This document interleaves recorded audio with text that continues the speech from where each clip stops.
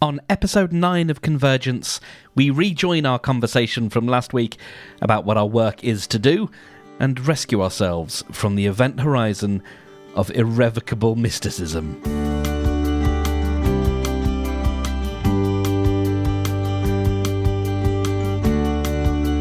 I probably talked to you on this show, on this feed about it, but it's a conversation I had with my friend Anna about the way I picture us, and you know, she talks about true self, and that the true self is always and has always been okay, and it's just pure light and pure love, and all it wants to do is connect, and so I'm really excited to talk to Anna on the pod. Yeah, absolutely.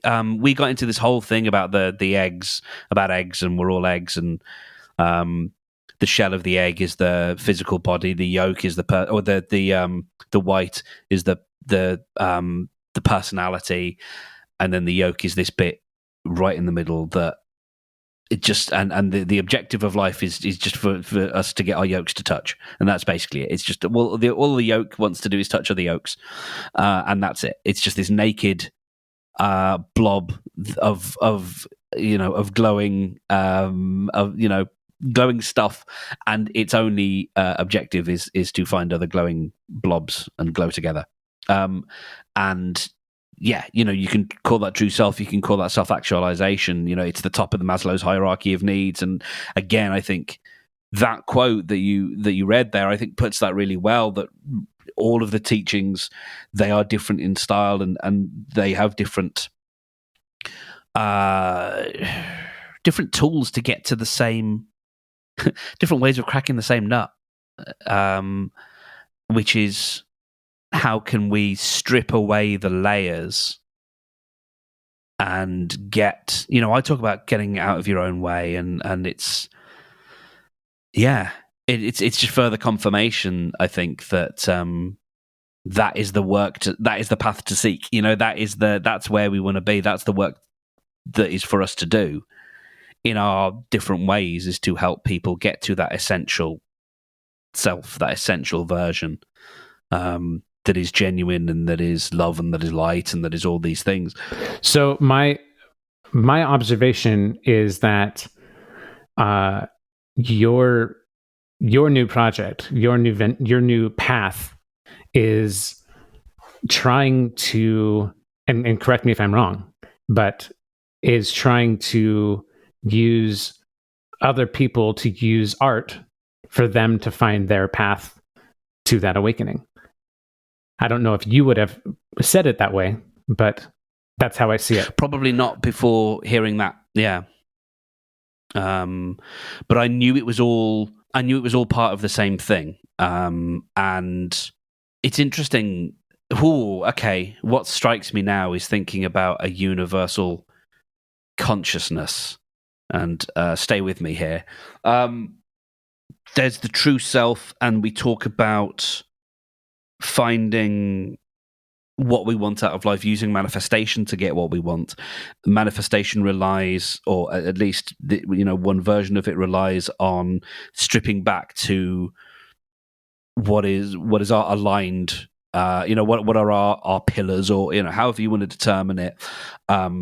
What do we truly want? What do we truly desire? What are our themes? Are these core values, and various books talk about the same kinds of things, but that is quite, and this is not necessarily a bad thing, just an observation that occurs to me, that is quite of the self, and getting what the self wants doesn't mean it's selfish, but it's it is sort of the self in that sense.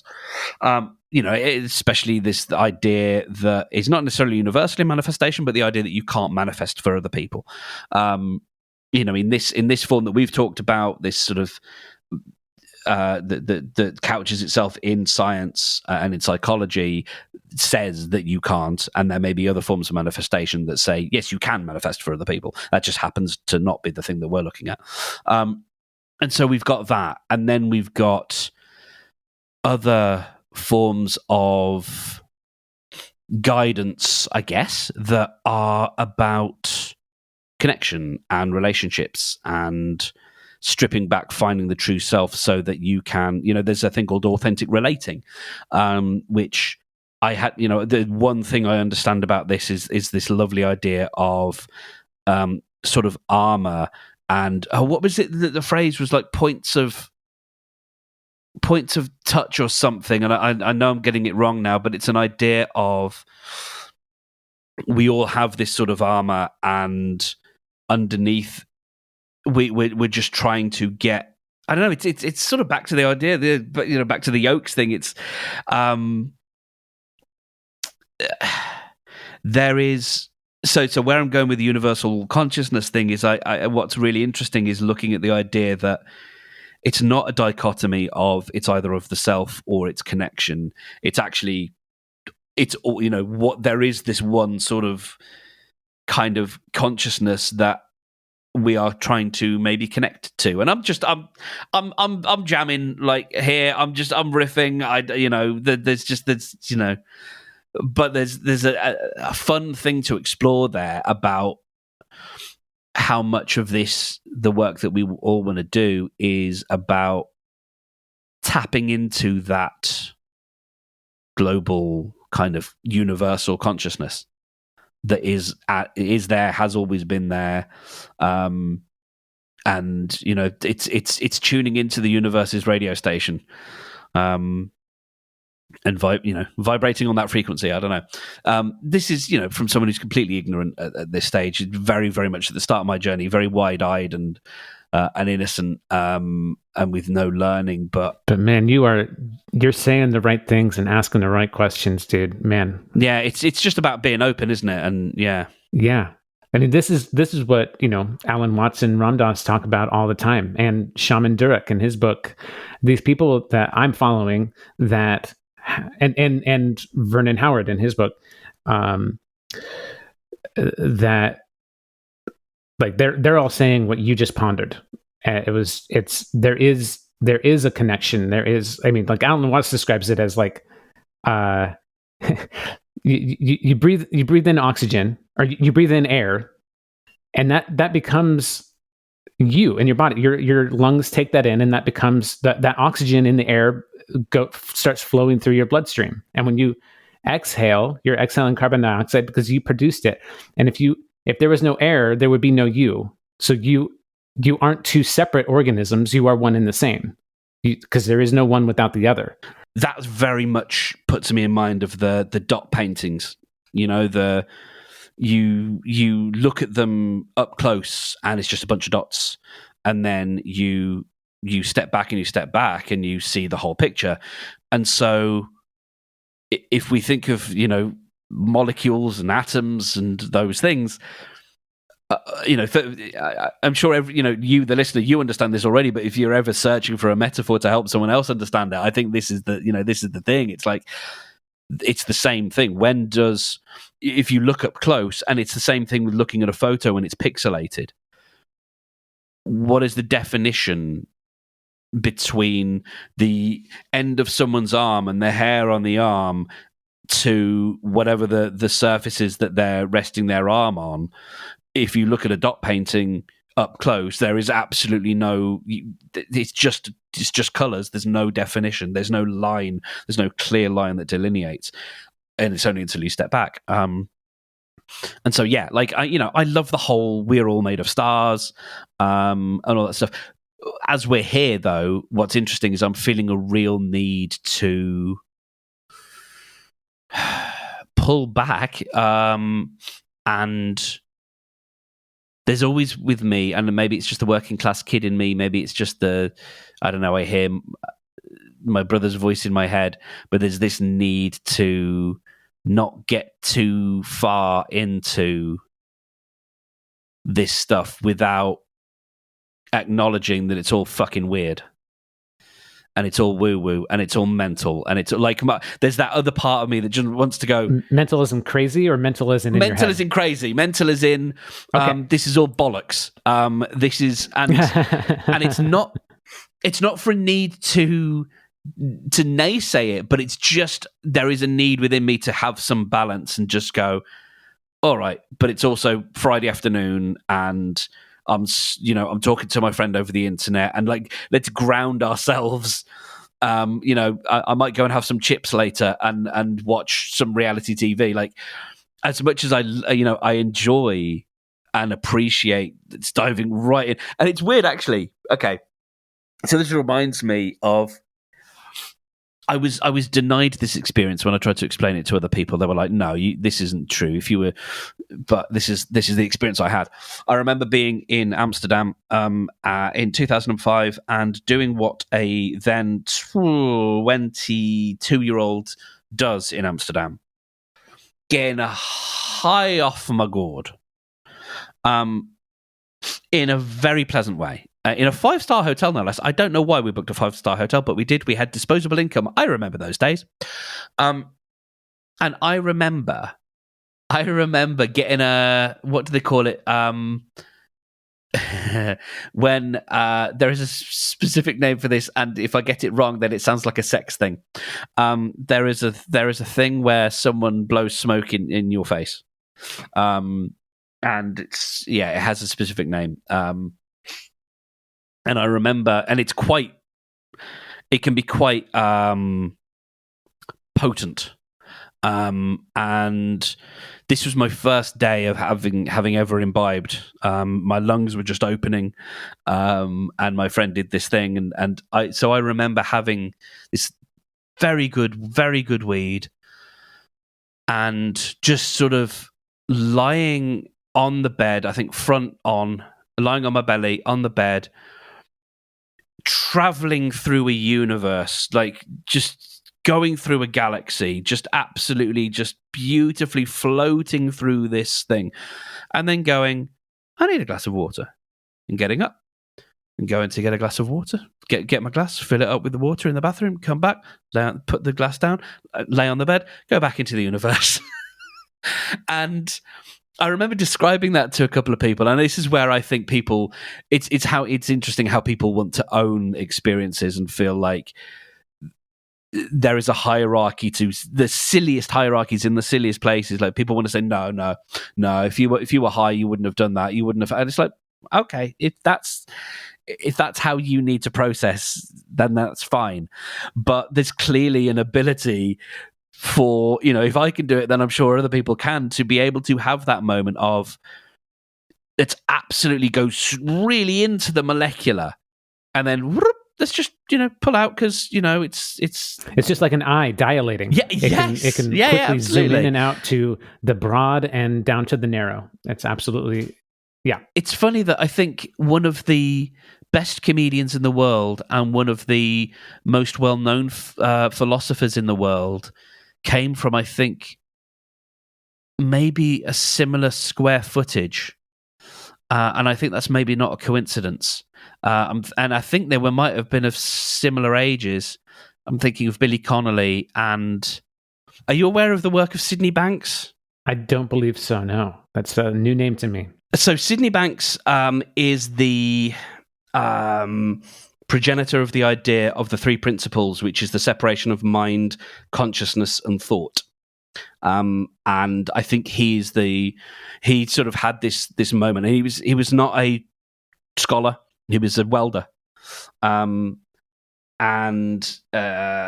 he was born in Scotland. And I want to know, because I think this is fascinating. I love the idea that Sydney Banks and Billy Connolly might have trod the same ground at a similar time, because I remember hearing Billy Connolly, or seeing Billy Connolly do a set where he talked about his, and it blew things open for me about his view of the universe, about how, and this is another welder. He was a former welder, worked in shipyards, had a bit of a stint as a musician, used to knock around with the guy who did from Steelers Wheel, who the famous song Baker Street, the most famous sax solo in the world. They used to knock around, they were friends. And and then Billy Connolly started. He would tell jokes in between the songs, and then the songs went away, and he told more jokes. And he's a phenomenal comedian. And I think living in a similar time to Sydney Banks, there was obviously something going around in Scotland at the time, because he talked about the idea of sort of fractalism, in a sense of, we look at his whole thing was like, you look at the galaxy and the solar system and the fact that we have a sun and the planets revolve around the sun. It's the same bloody thing as we have in our with atoms and the nucleus and the it's just the same structure effectively. Yes, exactly. And maybe to some, maybe that gets a little bit too pop science, but it's a wonderful thing of like, his thing is, we've been looking through the telescope the wrong end. And I love that. And he talked about how tiny little fish have absolutely no concept of this huge other world that is us. And like I said, this is a comedian from Scotland who walks around in silly clothes and uses the F word a lot. And there's just, I think that is my energy. It's like it's having so much fun inhabiting both camps. And going, wow, there's incredible beauty in mysticism and patterns that we can see. But also, isn't this thing over here hilarious? And isn't that observation in itself hilarious? And aren't the reactions that people have hilarious? And just being able to have joy in all of that kind of stuff. I think that's what it is. I find myself, I don't want to get too serious. I want to be able to pull back and pull the rug from under these things, and just because it can get a bit weighty. So there you go. Anyway, that was my meeting my need for silliness. Yeah, absolutely. I've been going down this path for a while, kind of getting my head in the clouds of thinking about the greater universe and all the mystic path type stuff. And like there's been times where Margaret has expressed to me much concern, where she's like, are you going to become enlightened and be out of touch? Like, are you just going to start wearing robes and be all high and mighty and just not understand life anymore? And that was a concern that came up for her a couple times, until she read this book by Vernon Howard, and she's about halfway through it, and she's like, "Oh, you get to have both worlds. You don't lose your normal life when you become enlightened. Like those people that you're thinking of, the monks in the mountain, like that's just the life that they're choosing. I'm not going to choose that life. That's not for me, although I would love to visit that life, but I'm not going to stay there. That would be a vacation. But like, I'm enlightening myself, and also I'm still Brendan. I'm still a remodeler. I still have a home. I still have a wife and cats, and that's not going to change. And yeah, but you carry this in a like, the word that came to me was like museum of ideas and artifacts and thought technologies, and it's like you could open up your chest and there's just this whole universe in there, and it's like, yeah, we can close it, we can go and have a beer, like that's absolutely fine. Do you fancy a hot dog? That's great, but now I'm going to open my chest and explain the wonders of the universe to you. Exactly. I like to be someone with hidden depths. When you said when you were asking about, like, or saying that, this is all bollocks, this is all mental, I need to get grounded, I was like, well, actually, if you're getting grounded, that's the opposite of what you're saying with it being bollocks. Like that's actually the part where you're connecting, where you're getting back. If you're going to take your shoes off and stick your feet in the sand and or in the grass or whatever, and you're connecting to the earth, you're going to have some vibrations there. You're going to have some a minor little awakening, a little reconnection. I mean, in my mind, the way I use that terminology and the way that I hear that terminology used, and I just thought it was kind of beautiful the way you used it, going the opposite direction. I was like, well, that's grounding to the ego world, and we can do that. We can choose where we are and how we're feeling and what world we want to be in at any time. I think what it is, and it comes back to connection. And it's so weird because I sound like one of these intolerable like comedy fans, but comedians, I should say, comedians taught me what I thought. As in, they didn't teach me; they showed me what I didn't realize I already believed, and that is what I really connect with. I think it's not that I want to be a comedian, but what it is it's that the reason when I walk out on stage and if I go and give a talk, the first thing I want to do is make everybody laugh, because it relaxes us all and it unites us all and it shows that we are, one. And it's the same thing when we talk about highfalutin idea. I want to be able to, when I say ground it, I mean sort of bring it back to planet Earth, if you like, so that it's more easily connectable with. Like, I love the idea. And funnily enough, I'm doing, this gives me a lovely tingle, I'm doing a stand-up course next month. So starting in January, I'm doing a 6-week stand-up comedy course. And now I love the idea of finding a way to make this shit hilarious. Yes. Because by making it hilarious, you make people go, yeah, all right, but there might be something in that.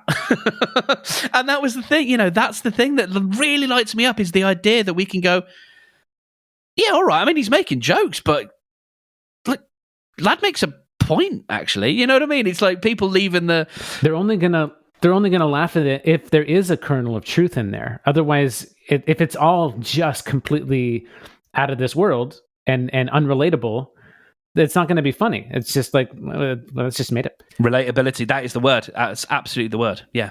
Yes.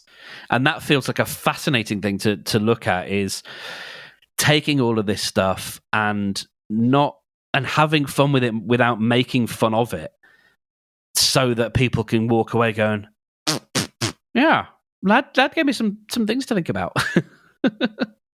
So much, if I think about politics, if I think about probably gender and a few other things, and it's not, some of it was from like pretty right-on comedians. I mean, some of them were quite aggressive.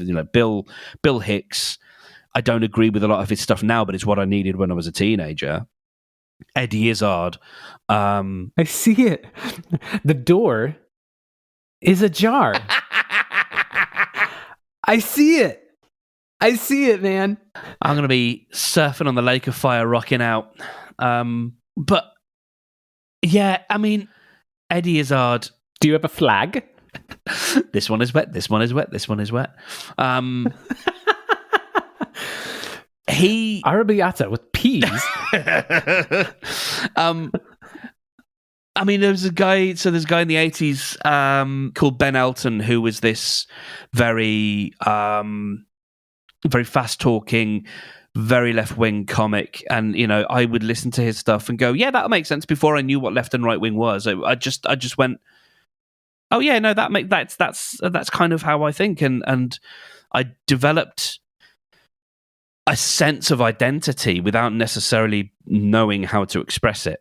I just knew what I felt, and I didn't have the information to back it up. But man, I knew how I felt. Man, I knew that Thatcher was a bad one, and that the Lib Dems were woolly or whatever. And then I became a Lib Dem, and then I've gone further back to the left again. But hey, I don't know. I knew that stuff, and it would be interesting to think whether. Well, it's interesting because there were like nasty, unpleasant, right-wing, denigrating comedians around at the time, but alternative comedy as it existed in the, I guess, mid mid 80s was a push against that. And so, like, whether it's just that I was born at a particular time, I don't know. Had I been born 10 years earlier, maybe I would have identified with those nasty right-wing comedians, and maybe they would have taught me what I thought. I don't know. I don't think so. Well, it may have just sent you down a different path for a while. Yeah.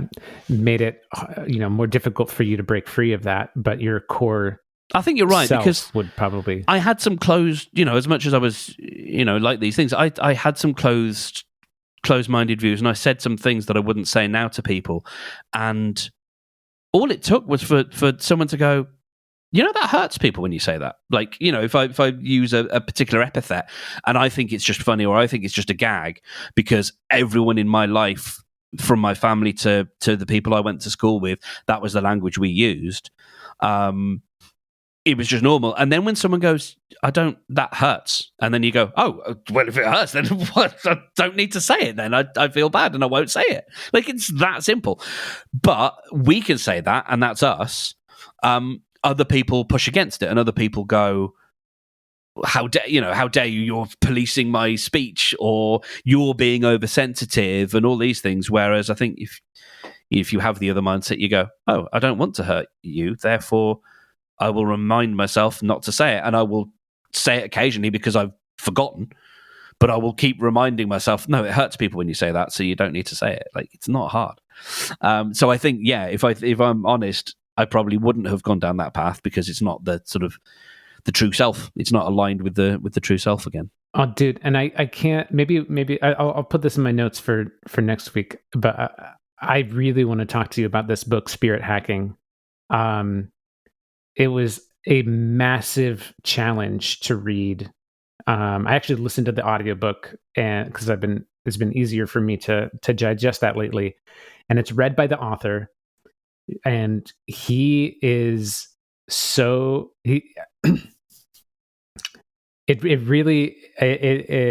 voice gives away the type of person that he is. Like, he is fully present as a stereotype in his voice of a ultra flamboyant black man, and just fully embracing, and there's just, as much as I want to be an anti-racist, and I consider myself a part of the LGBTQ plus IA scenario as a pansexual, and I love all beings, but still, like, I'm in this society. I've been conditioned. I've been programmed to believe certain things, and it took me a long time to adjust to this guy's manner of speaking, because it is super modern language. Like, he's telling everybody to get on the lit train, and that things are pop rocks, and like all this language that is, like, at first, from my judgment place of being, I'm super judgmental of it. I'm like, come on, dude. And I want to embrace that. I want to say that's okay. Like, that's so okay. That is so okay. It is so okay for a particular spice to not be your flavor. Like, that's okay. It doesn't make you, like, because you couched it in this. I just want to, make this point. Like, well, I'm trying to be honest about. Yeah, like, I did have absolutely. Judgments about. Like, it was I love that analogy of a spice. It took a while for me to acquire the taste for it, and actually now I kind of like it. Like, it's endearing that he. But it's also, I think it's okay, because it's not saying that the spice is bad. It's just saying it's not my thing, and I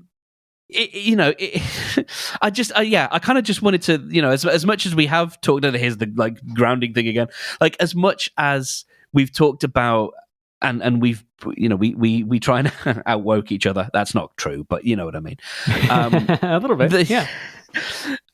As much as that, that is our positioning. It's also okay to go. People be different. People present in different ways, and it's not everything is for everyone, and that's absolutely fine. And, like, yeah. I remember I met someone at the hippie thing that I went to, and I spent a bit of time with this one person, and I was just so judgmental of just about every part of them. The way they spoke, the way they looked, the way they acted, like so much of it. And it was just really interesting to just be the observer of that. And also to know they've probably got some wisdom and some stuff to share, but man alive, like every button they seem to be pushing. And it was just, from a place of judgment and just to go, okay, these two things can be true. They're a perfect valid person. It's just not my cup of tea, as we say, and that's all right. Yeah, absolutely. He had a quote, a very short quote in his book that made me think of you, in terms of your path that we're discussing, and that was just, quote, "All human beings are here to create," end quote. It's just simple as that. But just thinking, like, in the context of of what we're doing here and what you're doing here. Like that is the path for some people. Like, we're all God. We're all we're all these solar systems that are the cells of our bodies are constantly splitting and remaking themselves, and that is creation within us constantly. And if those cells are us, and we're ego bounded by this fleshy skin, and everything within this skin is us, then that's us making new creation all the time. And we're firing synapses in our brain, and we're digesting things and creating that into different particles in our body. And it is 100% our goal as humans, as life beings, to be creative, because we're creating that thing, and we can create outside of us as well. And that's the way I see it. One of the first things that we do when we can hold something is, we shove things in our mouths and in our noses and elsewhere, and try and figure out what does that do. But from a very early age, we make stuff. We draw, and it's something as a habit that we've passed down from God knows how many generations of just like, it's one of the first things that we teach is like, you get a crayon and you start scribbling, and that's what you do. And there's got to be a reason for that. There's got to be a reason why we do that, and it's at that age, no one thinks, am I a good artist? It's just pure expression. It's this sense of, I'm gonna make the world as I see it. And right now, my abilities or this particular facet is not quite as I'd like it to be. Maybe just yet. I don't have the dexterity to make this house to put the curtains in on the windows. So what I'm just going to do is just move the crayon back and forth and back and forth and back and forth, and it'll just be a big blue squiggle, and that'll get pinned on the fridge. And that is, that's what we do. And I'm having so much fun at the moment with my nephews, because both of them are in really different stages and ages of creativity, and it's just wonderful. I've got one who's prolific in he doesn't write books, he makes books, and he's making films, and it's so wonderful. He's 9, and he'll talk about a film that he's making, and it's all in his head, and it's all planned, and he's got a cinematic universe all up in his head. And then we know all of the characters, and they've all got their different motivations, and he's just it's spilling forth from him at a rate of knots. Like, he's filling these books with characters. And then my eldest nephew he's learning the guitar, and he's writing his own songs, and he's understanding riffs. And I got them round a couple of months ago for a day, and we made songs together, because I just thought, we haven't had this opportunity yet. And like, it's all there. And at some point, they're probably going to go into admin or into, maybe they'll go into teaching or something else. And it's just like, there's a song by a band called Athlete, which it's just about it's just a line at the beginning. It's the simple things like the robot Stevie G draws, and the ease at which he used to pull those tricks. There are moments of escape for every one of us, and the beauty in the time that we create. And it's a song about innocence. It's called Vehicles and Animals, and it's like it's just a return to innocence and a return to play, and I guess my life's work is giving us permission to go and do that again and have fun. And all right, I find myself getting a bit too highfalutin, so I have to. You talking about your nephews and what they're creating reminds me of you dancing in your rollerblades and choreographing this movie scene for the sliding glass door or the French doors. Yes, can't help but do it. Love it. Aye, all right. Given where we started, how do you feel? Fantastic, man. What is within you? Joy, connection, excitement, elation. I see so much work ahead of me, and I'm so excited to do it. I see this path that you're taking unfolding as we discuss it, and I'm so excited.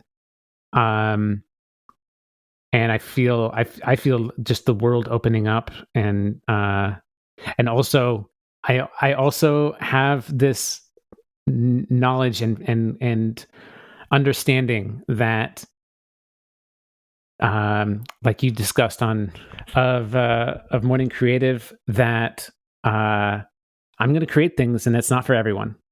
And I know there's going to be a huge there's most of the world that is not going to be getting along with the things that I'm getting along with, and I'm completely okay with that. And I'm happy to just be for the people that want Brendan.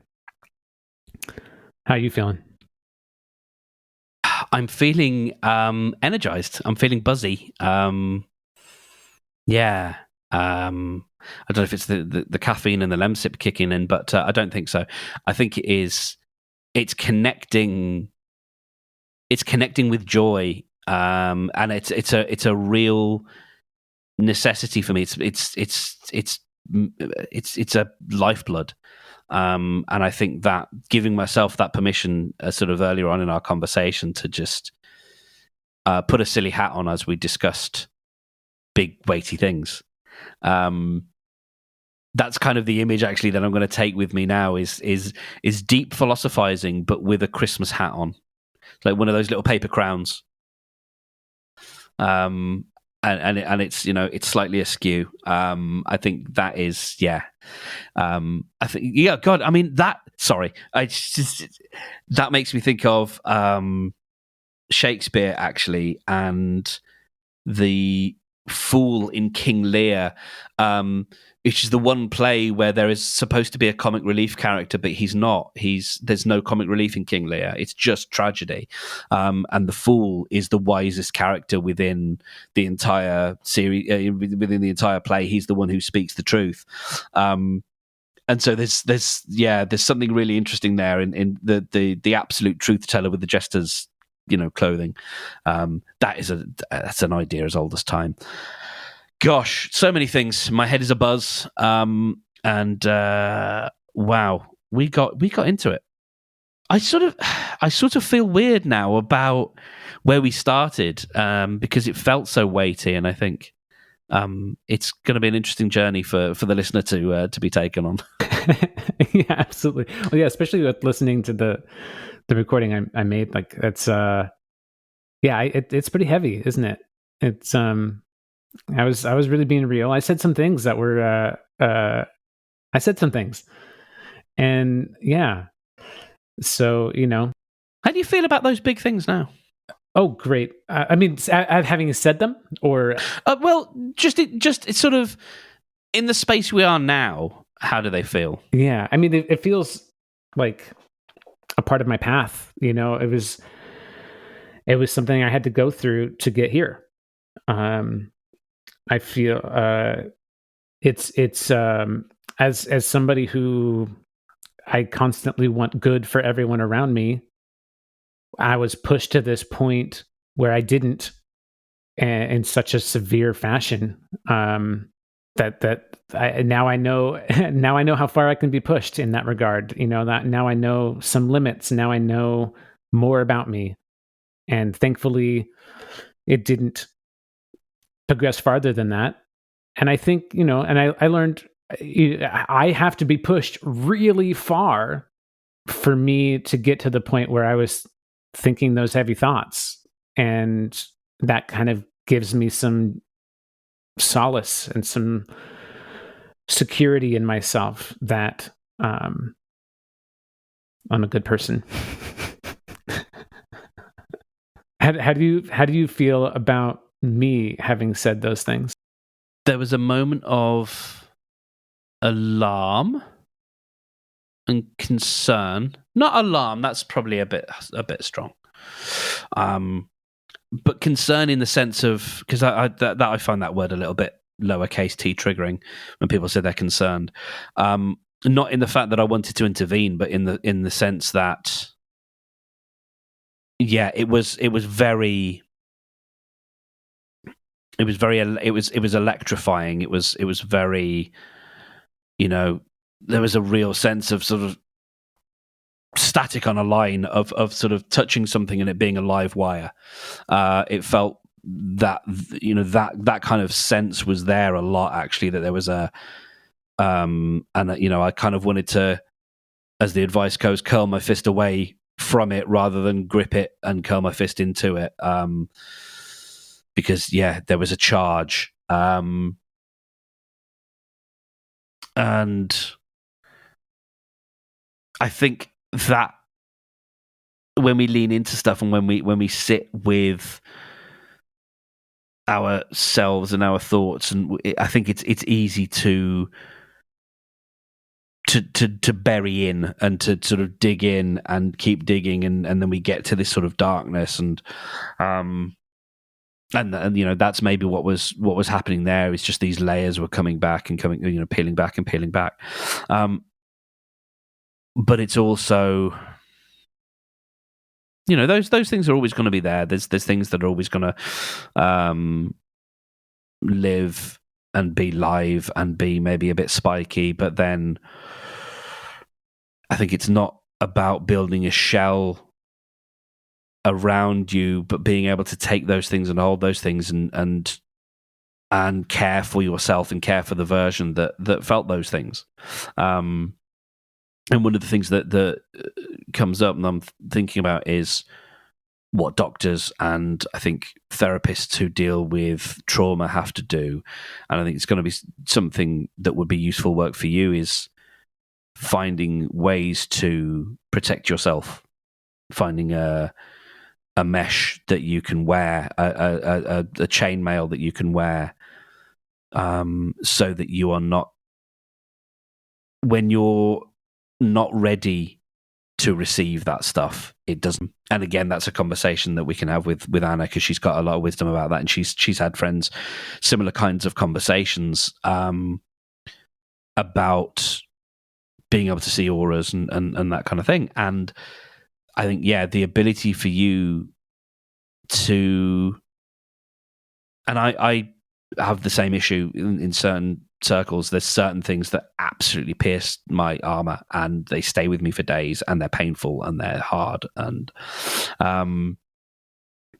it comes from a place of empathy, and so there's some work there maybe for both of us, for things to look at, is that resilience to be able to, the ability to set those boundaries and to say, I'm not going to take this on. I choose not to take this on. It's not because I don't care, but it's because I have to protect myself so that I can continue being a helpful person. It's all a journey. This is our work to do. This is our work, this is our play. All right, Brendan, this has been a real pleasure. Thank you. Likewise. Oh, and As always, correct me if I'm wrong.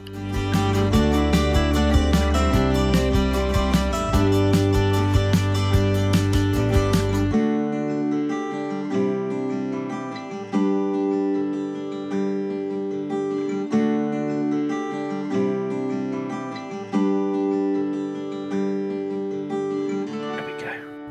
He did it. He did it. I forgot it.